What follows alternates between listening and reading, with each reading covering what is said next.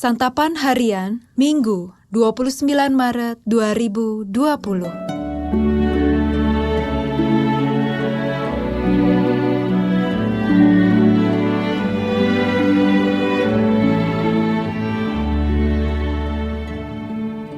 Inilah program Santapan Harian, sebuah program yang mengajak Anda menelusuri isi Alkitab, agar Anda menemukan makna firman Tuhan sesuai dengan konteksnya.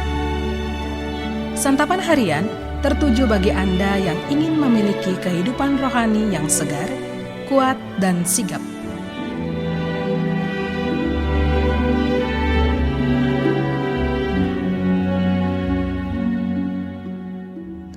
Hari ini kita akan membaca Injil Lukas pasalnya yang ke-22, ayatnya yang ke-7 hingga ayatnya yang ke-13.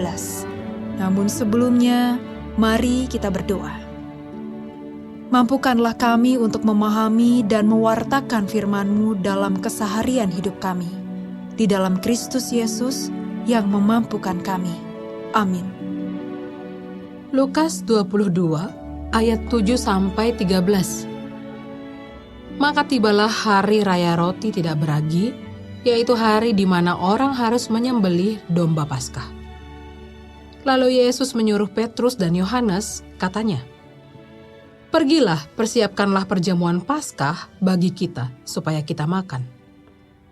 Kata mereka kepadanya, "Di manakah engkau kehendaki kami mempersiapkannya?" Jawabnya, "Apabila kamu masuk ke dalam kota, kamu akan bertemu dengan seorang yang membawa kendi berisi air.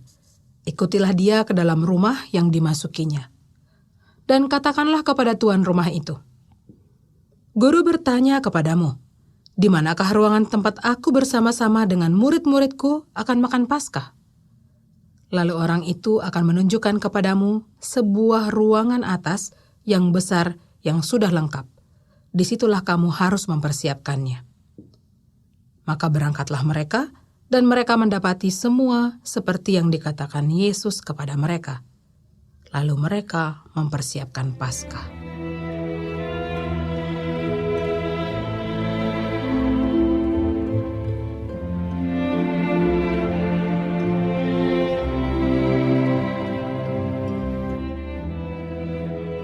Sahabat Santapan Harian, Hari Raya Roti Tidak Beragi adalah momen penting dalam tradisi bangsa Israel.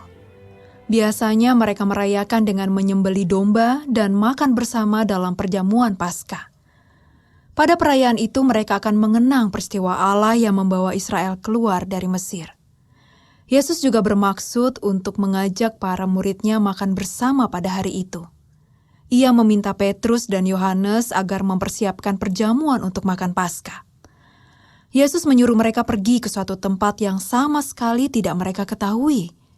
Yesus hanya berpesan bahwa mereka akan bertemu dengan orang yang membawa kendi berisi air. Anehnya, Yesus tidak menyebutkan identitas orang tersebut secara spesifik. Petrus dan Yohanes hanya diminta untuk mengikutinya sampai ke rumah. Kepada orang yang ditemui, Yesus menyuruh mereka bertanya perihal ruangan untuk perjamuan Paskah. Dalam hal ini, tampaknya Yesus sudah mengetahui peristiwa yang akan terjadi di masa depan. Tanpa membantah, Petrus dan Yohanes melakukan perintah Yesus. Ajaib, mereka memang mendapati persis seperti prediksi Yesus. Perintah Yesus terdengar sulit untuk dilakukan. Mungkin jika kita dalam posisi Petrus atau Yohanes, kita pasti akan bingung, bahkan menolak melakukannya. Namun Petrus dan Yohanes tidak begitu, karena mereka mengenal Yesus. Mereka yakin bahwa perkataan Yesus pasti benar dan akan terjadi. Seringkali kita memprotes dan berbantah saat diingatkan untuk taat melakukan perintah Tuhan. Kita banyak berdalih sembari menggerutu bahwa perintahnya mustahil dan tidak mungkin untuk dilakukan. Padahal Allah tidak mungkin memerintahkan sesuatu di luar kemampuan kita. Permasalahannya, apakah kita mau percaya dan taat pada firman-Nya atau tidak? Sebab kalau kita percaya dan mau taat, Allah pasti akan memampukan kita untuk melaksanakan perintah itu sampai tuntas.